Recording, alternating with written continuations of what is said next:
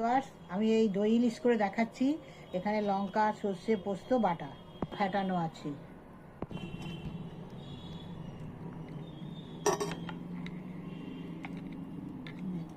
এটা দই দিয়ে পোস্ত সর্ষে বাটা দিয়ে এই ফেটে নিলাম মশলাটা।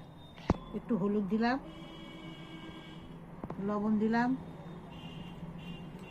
দিয়ে দিলাম এটাকে হলুদ আর এটাকে লবণটাকে একটু ফেটিয়ে দিলাম। হলুদ লবণ দিয়ে এটাকে ফাটিয়ে নিলাম, নিয়ে এবারে পাত্রে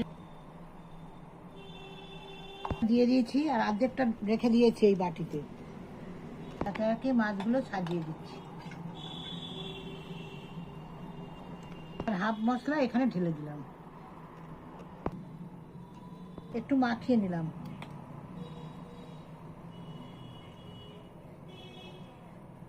লঙ্কা দিলাম, ছড়িয়ে দিলাম, তেল ছড়িয়ে দিলাম।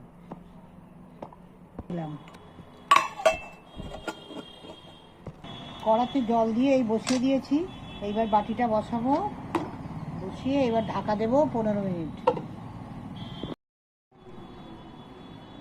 15 মিনিট হয়ে গেছে, এটা হয়ে গেছে। আমি ঢাকাটা একটু গরম খুলে দেখাচ্ছি।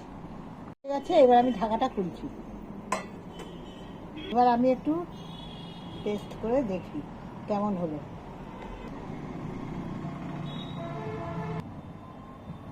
টেস্ট করে দেখি কেমন হলো।